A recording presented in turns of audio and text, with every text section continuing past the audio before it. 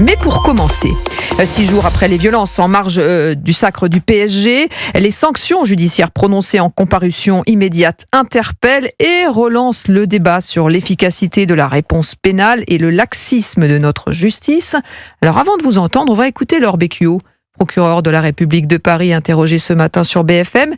Et selon elle, il ne faut plus penser la prison comme la peine de référence pour la petite délinquance. Quand je dis qu'il ne faut pas penser l'emprisonnement comme la peine de référence, ce que je veux dire par là, c'est prenons un exemple tout à fait concret. Un pompier est outragé lorsqu'il est en intervention. Moi, je trouve ça scandaleux.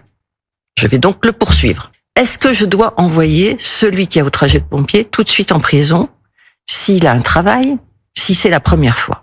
Ne dois-je pas plutôt choisir ce qu'on appelle une peine de travail d'intérêt général ou un stage de citoyenneté? Ce travail d'intérêt général, il le fera dans un centre hospitalier et il verra quelles sont les difficultés des services hospitaliers, quelles sont les difficultés des pompiers.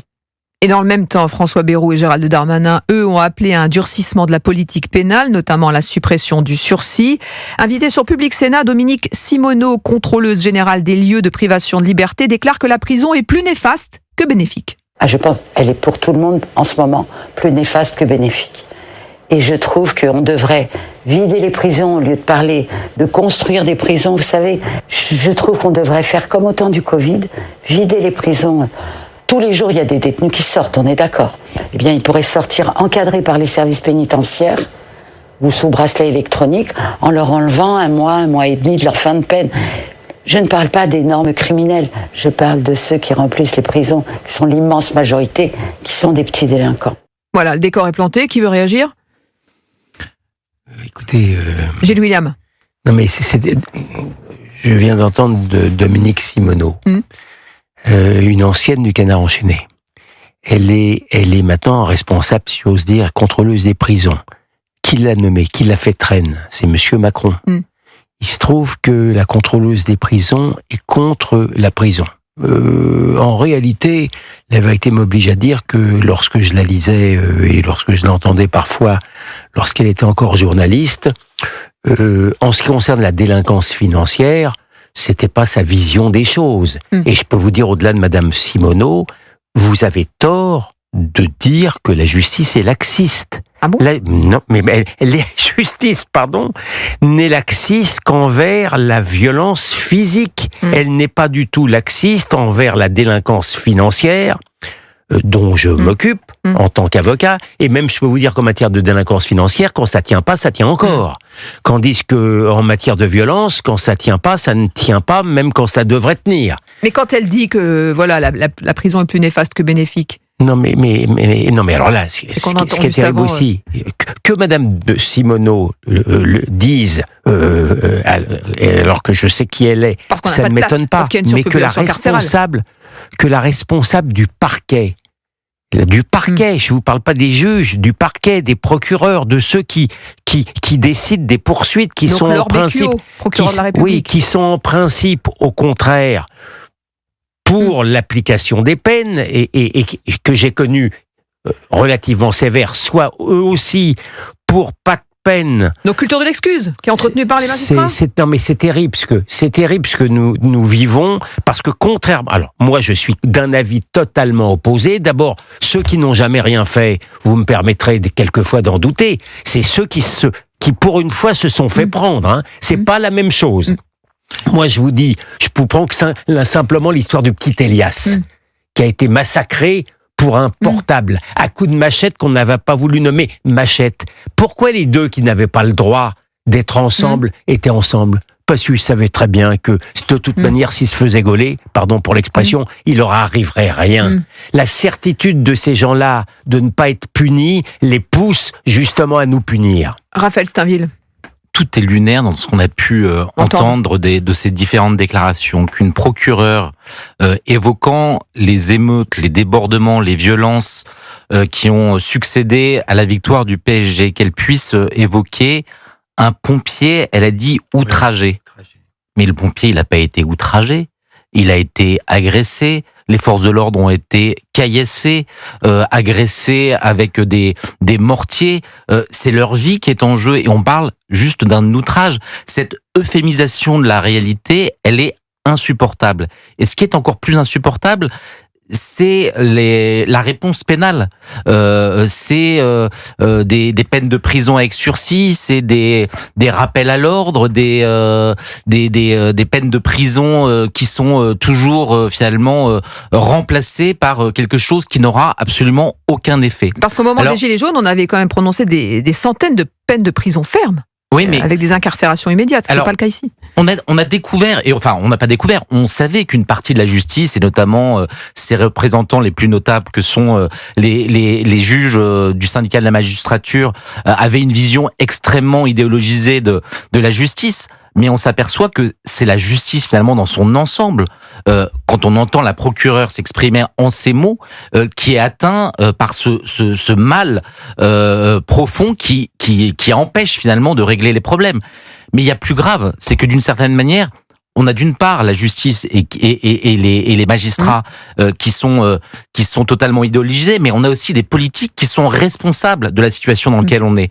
C'est-à-dire que si aujourd'hui un certain nombre de juges nous expliquent que la prison n'est pas la bonne réponse et que de toute façon souvenez-vous, alors entre Dupond-Moretti et puis je crois que c'était Rémi Hetz il y a quelques jours qui disait que le quantum des peines avait augmenté, mais la prison, elle n'est jamais la solution qui est proposée pour ces primo-délinquants. Parce qu'il y a une surpopulation carcérale et on entendait hier des magistrats nous dire qu'on leur demande régulièrement de ne pas incarcérer. C'est pour ça que j'en veux énormément aux politiques.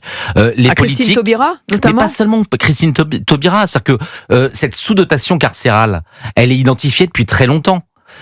Quelle a été quelle volonté les politiques ont mis pour aller jusqu'au bout des promesses qu'ils nous ont faites. Emmanuel Macron, en 2017, promettait 15 000 places de prison. 8 ans plus tard, il y en a eu seulement 5 000. On propose de louer des prisons maintenant, des places de prison à l'étranger. Cette embolie du système judiciaire, elle a été organisée d'abord par le politique. Les juges, après, bien sûr, on les connaît. Je l'ai dit, ils sont idéologisés. Mais les politiques n'ont pas fait ce qu'il fallait faire pour donner des solutions aux juges. Non, mais il est certain, et Raphaël a raison, à la décharge de certains juges qui ne sont pas forcément laxistes, lorsque vous savez qu'il y a une surpopulation carcérale qui vient, non pas parce qu'on met trop de gens en prison, c'est qu'on n'a pas de place. Il y a moins de place en France dans les prisons que dans les autres pays d'Europe. La faute à qui ? À Christiane Taubira ? La faute à Christiane Taubira et à monsieur Macron qui n'a pas respecté ses promesses. Il faut le dire, ça aussi.